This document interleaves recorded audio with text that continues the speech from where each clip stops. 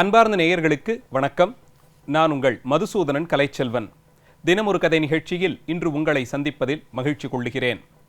சிவபெருமானுடைய சக்தி வடிவமாக அன்னை உமாதேவியாராக சாந்த ஸ்வரூபிணியாக இருந்து திருக்கைலாயத்திலே சுவாமியுடன் அந்த அரசு செய்யக்கூடிய நிலையிலே சுவாமிக்கு அருகிலேயே சிம்மாசனத்தில் அமர்ந்து இறைவனுடைய அருளை தன்னை நாடி வரும் அன்பர்கள் எல்லோரும் பெற்றுயுமாறு உதவுபவளாக இருப்பவள். இந்த அன்னைதான் அங்கே மரக்கருணையை வெளிப்படுத்த வேண்டிய காலம் வரும்போது, அசுரத்தன்மையோடு கூடியவர்களை தண்டிக்க வேண்டிய காலம் வரும்போது அன்னையே தன்னுடைய கணக்கூட்டங்களை நிறுவி அவர்களின் மூலமாக காளியாகவும் துர்க்கையாகவும் வடிவங்கள் எடுத்து அதர்மத்தை அழித்து தர்மத்தை நிலைநிறுத்துவதற்காக வேண்டி பல காலகட்டங்களில் பல்வேறு வடிவங்களிலே தோன்றுவதை புராணங்கள் மூலம் அறிந்து கொள்ளுகிறோம். இந்த காளியன்னையினுடைய வழிபாடு தமிழக பண்பாட்டில் மட்டுமின்றி இந்தியா முழுவதிலும் மிகவும் தொன்மையானதாக அறியப்படுவது. அன்னை யுத்தம் செய்பவராக சம்ஹாரகாரிணியாக அறியப்படுகிறாள். இந்த காளிதேவி சிவபெருமானுடைய கட்டளைக்கு தான் கட்டுப்பட்டு இருப்பதை சிதம்பரம் முதலிய பல்வேறு தலபுராணங்களின் மூலமாக நாம் அறிந்து கொள்ள முடிகிறது. அதனால் பல்வேறு சிவாலயங்களிலும் தெற்கு பகுதியிலே வடக்கு நோக்கிய நிலையில் காளியன்னையின் வடிவத்தை நிறுவி வழிபடுவதை வழக்கமாக தொன்று தொட்டு இருந்து வருவதை பார்க்கிறோம். தமிழகத்தில் சோழ மன்னர்கள் அரசாட்சியிலே அவர்களின் வெற்றிப்பாவையாக நிசும்பசூதினி என்று அறியப்படும் காளியின் வடிவம் மிகவும் பரவலாக வழிபடப்பட்டதை வரலாற்று சான்றுகள் கொண்டு பார்க்க முடிகிறது. ஒரு பெரிய சிம்மாசனத்திலே வலது காலை கீழே ஊன்றி இடது திருவடியை மடித்து சிம்மாசனத்தில் வைத்துக்கொண்டு 8 கரங்களோடு இந்த அன்னை கீழே கிடக்கக்கூடிய சும்பன் நிசும்பனாகிற அரக்கர்களை சம்ஹாரம் செய்யும் இந்த கோலம் மிகவும் பிரசித்தி பெற்றது. இந்த அன்னையை சோழர்கள் தாங்கள் ஏற்படுத்திய பல்வேறு சிவாலயங்களிலும் திருப்பணிகள் செய்த சிவாலயங்களிலெல்லாம் நிறுவி வழிபட்டு வந்திருக்கிறார்கள். அதனால்தான் பாடல் பெற்ற சிவாலயங்களில் கூட இந்த அன்னையினுடைய காளி வடிவம் சோழர் காலத்தில் எடுப்பிக்கப்பட்டிருப்பதை பார்க்க முடியும். அப்படி சோழர்கள் நிறுவிய சிவாலயங்களுக்குள்ளே இருக்கும் காளிதேவியின் சன்னதிகளிலே மிகவும் பிரபலமடைந்ததுதான் பாடல் பெற்ற நடுநாட்டு தலமாக விளங்கும் திருவக்கரை சந்திரமௌலீஸ்வரர் ஆலயத்தின் வளாகத்தில் இருக்கக்கூடிய வக்ரகாளி அம்மனுடைய சன்னதி. இந்த சிவாலயம் மூவர் முதலிகளாலே பாடல் பெற்ற சிறப்புடையது. உயர்ந்திருக்கக்கூடிய ராஜகோபுரத்தை கடந்து உள்ளே சென்றால் மூலஸ்தானத்திலே இறைவன் சந்திரமௌலீஸ்வரராக காட்சி தருகிறார். சந்திரசேகரராக தன்னை நாடி அடைக்கலப் பொருளாக வந்த சந்திரனுக்கு தலையிலே இடம் கொடுத்து அவனை சுமந்து கொண்டிருப்பவராக இந்த இறைவன் காட்சி தருகிறார். கருவறையில் லிங்கமூர்த்தமாக அல்லாது முகலிங்கம் என்று சொல்லப்படும் அமைப்போடு கூடி இறைவன் காட்சி தருவது இந்த திருத்தலத்தில் காணக்கூடிய சிறப்புகளில் ஒன்று. 3 திருமுகங்கள் அந்த லிங்கவானத்திலே பதிந்திருக்க 4வதான முகம் கலியுகத்தின் நிறைவிலே தோன்றும் என்று நம்பிக்கை இங்கே நிலவுகிறது. கிருத திரேதா துவாபர யுகங்கள் ஒவ்வொன்றிலும் ஒவ்வொரு திருமுகம் தோன்றியதாக கூறுவார்கள். இப்படி 3 முகங்கள் கொண்ட முகலிங்க அமைப்பிலே கருவறையில் பிரம்மாண்டமாக வீற்றிருக்கிறார் சந்திரமௌலீஸ்வரர். இவருக்குரிய சக்தி தத்துவமாக அன்னை அமிர்தேஸ்வரியாக பாவிக்கப்பட்டு தனி சந்நிதியிலே அந்த அம்பிகையும் குடிகொண்டிருக்கிறாள். இந்த திருத்தலத்தின் புராணத்தின்படி சிவபெருமானை இங்கே நீண்ட காலமாக தங்கி வழிபட்டவர் குண்டலினி முனிவர் என்று அழைக்கப்படுபவர். அவர் செய்த சிவபூஜையின் பலனாலே குண்டலினி யோகப் பயிற்சியிலே அவர் தலைமை பெற்று விளங்கி அந்த யோகப் பயிற்சியில் ஈடுபட்டு முக்தி நிலையும் அடைந்தார். இப்படி ஒரு முனிவருக்கு யோகத்தின் மூலமாக முக்தி கொடுத்ததாலே இந்த திருத்தலத்தில் வந்து இறைவனை மனமுருகி வேண்டி நிற்கும் அடியவர்கள் மனத்திலே சஞ்சலங்கள் நீங்கி அமைதி பெறுவார்கள் என்று கூறப்படுகிறது. ஸ்தலபுராணத்தின் மற்றொரு பகுதியின் மூலமாக இந்த பகுதிகளை வக்ராசுரன் என்ற அசுரன் ஆட்சி செய்து வந்தான் என்று அறியப்படுகிறது. அவனுடைய வீராவேச செயல்களாலே இங்கே இருந்த மக்கள் துன்பப்பட்டு வந்தார்கள். ஆயினும் அவன் சிவபெருமானை நோக்கி கடுந்தவம் செய்து அவரிடமிருந்து வரங்கள் பெற்றதாலே அவனை இந்த உலகிலிருந்த அரசர்கள் யாராலும் வெல்ல முடியாத சூழ்நிலை. கழுத்திலே ஒரு சிவலிங்கத்தை கட்டிக்கொண்டு அவன் கடுந்தவம் செய்து சிவபெருமானாலே நான் ஏவிய ஒருவராலன்றி நான் ஏற்படுத்திய ஒரு ஆயுதத்தாலன்றி உன்னை யாரும் கொல்ல முடியாது என்று ஒரு வரத்தை பெற்றிருந்தான். தானே சிவபக்தனாக இருந்துவிட்டால் சிவபெருமான் ஒரு காலத்திலும் நம்மை தண்டிக்க மாட்டார் என்று தவறாக நினைத்து கொண்டான். இறைவனிடமிருந்தே வரத்தை பெற்றதாலே இவன் சாதுக்களை ஹிம்சிப்பதை முழுநேர பணியாக கொண்டிருந்தான். வறியவர்களை வாட்டி அவர்கள் படக்கூடிய துன்பத்தை பார்த்து மகிழ்பவனாக அரக்க குணம் முழுமை பெற்றவனாக இவன் விளங்கி வந்த வேளையில்தான் தேவர்கள் எல்லோரும் சென்று பூலோகவாசிகள் இப்படி துன்பப்படுவதை பார்த்து கொண்டு நாம் பேசாமல் இருக்க முடியுமோ என்று திருமாலிடம் விண்ணப்பம் வைத்தார்கள். திருமாலோ நம்மையும் படைத்தாண்டவனான சிவபெருமானிடம் வரம் பெற்றவன் அவன். அதற்கு தீர்வை கைலாயத்திற்கு சென்று சிவபெருமானை வணங்கித்தான் நாம் அறிய முடியும் என்று கூறி இந்திரன் தலைமையில் வந்த எல்லா தேவர்களையும் அழைத்து கொண்டு திருக்கைலாயத்திற்கு சென்றான். சிவபெருமானுடைய திருவடிகளில் விழுந்து வணங்கி நடக்கும் அந்த காட்சிகளையெல்லாம் விவரித்து, நீங்கள் கொடுத்த வரத்தின் மூலமாக அவன் இப்படி கொடுங்கோலனாக மாறியிருக்கிறான். அந்த வரத்தின் ஒரு பகுதியாக நீங்கள் ஏவிய ஒருவரால் மட்டுமே அவனை கொல்ல முடியும் என்பதும் இருக்க, தாங்கள் திருவுள்ளம் பற்றி யாரையாவது ஏவி அவனை கொன்று முடிக்க வேண்டும் என்று வேண்டிக் கொண்டார் திருமால். பார்த்த சிவபெருமான், ஜலந்திராசுரனை சம்ஹாரம் செய்வதற்கு நாம் தம் கால்களாலே வரைந்து ஏற்பட்ட அந்த சுதர்சன சக்கரத்தை உம்மிடம்தானே கொடுத்திருக்கிறோம். அது நம்முடைய திருவடியிலிருந்து விளைந்த அஸ்திரம். அந்த ஆயுதத்தை கொண்டு நீங்களே சென்று இந்த யுத்தம் நடத்தி வென்று வாருங்கள் என்று திருமாலுக்கு கட்டளையிட்டார் சிவபெருமான். தன்னுடைய போர் திறமையை வெளியுலகிற்கு உணர்த்த ஒரு வாய்ப்பு கிடைத்ததை நினைத்து திருமால் சிவபெருமானை வணங்கி துதித்து சிவபெருமானிடமிருந்து பெற்ற அந்த அஸ்திரத்தை எடுத்துக்கொண்டு வக்ராசுரனை சம்ஹாரம் செய்ய சென்றார். வக்ராசுரன் தன்னை கொல்லுவதற்கு சிவபெருமானால் பணிக்கப்பட்ட ஒருவர் சிவபெருமானால் ஏற்படுத்தப்பட்ட அஸ்திரத்தோடு வருவதை பார்த்து பயந்து ஓடினான். சிவபெருமான் திருவடியிலிருந்து தோன்றிய அந்த சுதர்சன சக்கரமானது ஏவப்பட்ட நிலையில் அவனை எல்லா புவனங்களுக்கும் துரத்திச் சென்றது.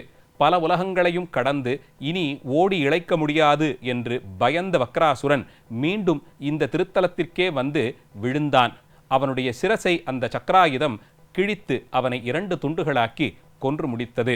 இந்த நிலையில் யாரும் அறியாதவளாக வக்ராசுரனுக்கு துன்முகி என்ற பெயரிலே ஒரு தங்கை இருந்தாள். வக்ராசுரன் இப்படி கொல்லப்பட்டதை அறிந்த அவள் கோபம் கொண்டு அவனுடைய அந்த கொலைக்கு பழிதீர்ப்பவளாக அவள் புறப்பட்டு வந்தாள். அந்த நிலையில் அவள் கொண்டிருந்த அந்த கோபாவேசத்தை பார்த்து திருமாலும் பயந்து நடுங்கினார். சிவபெருமான் அருளியதும் பணித்ததும் வக்ராசுரனை கொல்வதற்கு மட்டுமே என்பதை அறிந்து துன்முகியிடம் தான் சிக்கிவிடக்கூடாது என்று திருமால் பயந்தோடினார். அந்த நிலையில் சிவபெருமான் அந்த துன்முகி என்ற அரக்கியை கொல்வதற்கு காளி தேவியை கட்டளையிட்டு பணித்தார்.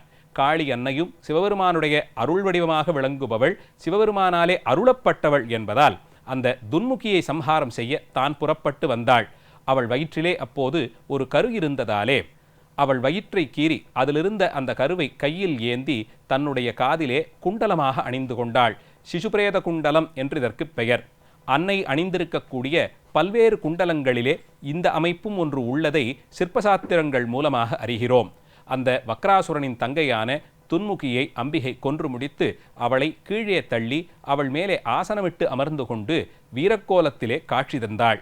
அந்த இடத்தில் வரதராஜராக திருமாலும் தோன்றி சிவபெருமானுடைய அருளாலே தான் சூரனை சம்ஹாரம் செய்த நிகழ்ச்சியை எல்லோரும் அறிந்து ஈசனை வழிபட வேண்டும் என்று வரதராஜராக திருக்கோலம் கொண்டு அந்த தலத்திலேயே குடியேறினார்.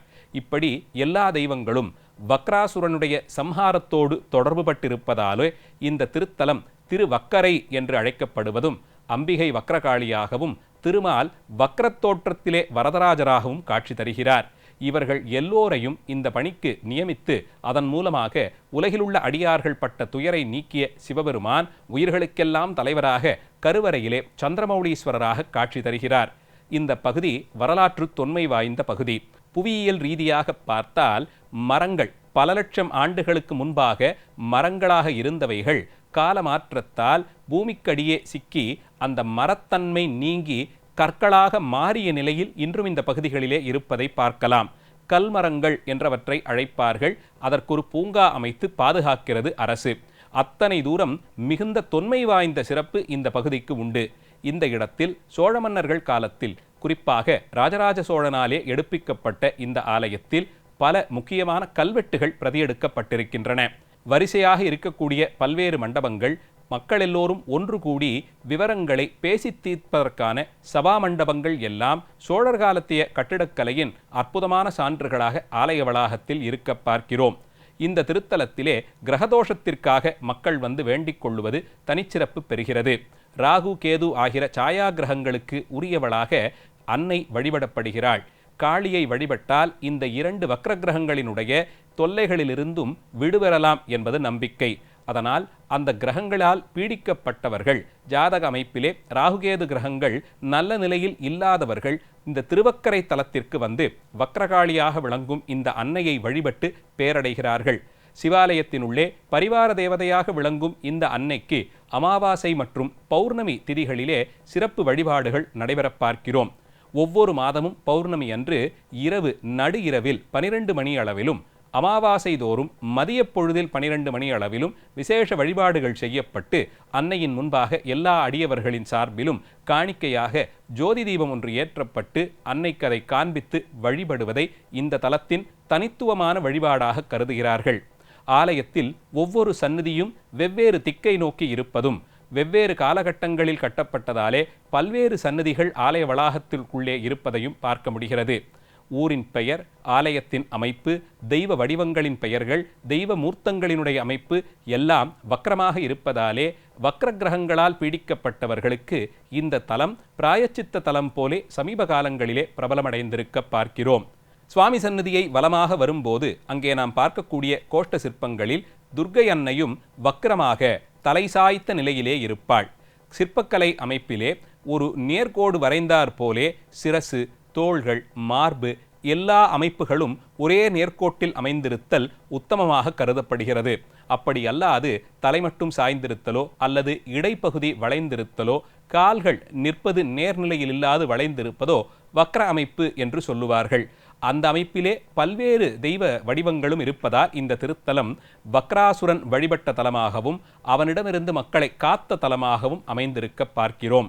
சிரசு சாய்ந்திருக்கக்கூடிய நிலையில் இருக்கும் தெய்வ வடிவங்களை வழிபடுவது நம்முடைய இடர்பாடுகளிலிருந்து நம்மை காக்கும் என்று அறியப்படுவதால் பல்வேறு துன்பங்களால் பீடிக்கப்பட்ட மக்கள் இந்த தலத்திற்கு வந்து தங்கள் குறைகளை இறைவன் முன்பாக சொல்லி தீர்வு கண்டு செல்வதை பார்க்க முடிகிறது. இந்த திருத்தலத்திற்கான தேவார பதிகங்களிலும் கல்வெட்டுகளிலும் இந்த திருவக்கரை என்றே இந்த தலம் அழைக்கப்படுவதாலே இதனுடைய தொன்மை சிறப்பு காலம் கடந்து இருப்பதை அறிந்து கொள்ள முடிகிறது. இந்த பிரதேசத்தில் சங்கராபரணி ஆறு என்ற ஆறு ஓடி வருவதும் அந்த ஆற்றோடு கூட இந்த ஸ்தலத்தின் புராணம் தொடர்புபடுத்தப்படுவதையும் ஸ்தலபுராணத்தின் மூலமாக அறிய முடிகிறது. அசுரர்களுக்கும் இறங்குபவனான இறைவன் அவர்கள் தவம் செய்வதும் பூஜை செய்வதையும் அனுமதித்தும் ஏற்று அங்கீகரித்து அவர்கள் கேட்கும் வரத்தை வழங்குகிறார். ஆயினும் அப்படி பெற்ற வரங்களை நல்ல முறைக்கு பயன்படுத்தாது மக்களை, சாதுக்களை, தன்னை நாடியிருக்கும் பக்தர்களை துன்பப்படுத்தினால் தன் பக்தனே ஆனாலும் அவர்களை மரக்கருணையினாலே அந்த ஆணவத்தை அழித்து அருளும் பாங்கினை இந்த திருத்தலத்தின் ஸ்தலபுராணத்தின் மூலமாக நமக்கு வெளிக்காட்டி இருக்கிறார் எல்லாம் வல்ல பரம்பொருள். சிவாலயத்தினுள்ளே இருந்தாலும் பரிவார தேவதையான இந்த அன்னை தனித்துவம் பெற்று விளங்குவதை பார்க்கிறோம். தன் வக்ரத்தன்மையினாலே திருஷ்டி தோஷம் முதலிய பல்வேறு தோஷங்களால் துன்பப்படுபவர்கள் தன்னை நாடி வந்தால் அவர்களுக்கு உடனடியாக வரம் தந்து அவர்களை காப்பதை தன்னுடைய முதல் பணியாக கொண்டிருப்பதாலே திருவக்கரை திருத்தலத்தில் வக்ரகாளி அம்மன் மிகவும் பிரபலமடைந்திருக்க பார்க்கிறோம். பாடல் பெற்ற தலமாயினும் சக்தி வழிபாட்டிற்கு தனித்துவம் பெற்றிருக்கக்கூடிய திருவக்கரை அன்னையினுடைய சிறப்பையும் அந்த தலத்தின் தலபுராணம் மற்றும் கட்டிடக்கலை கோயில் அமைப்பை பற்றியும் இன்றைய நிகழ்ச்சியிலே பார்த்தோம். நாளைய தினம் மீண்டும் ஒரு செய்தியோடு உங்களை வந்து சந்திக்கிறேன். நன்றி, வணக்கம்.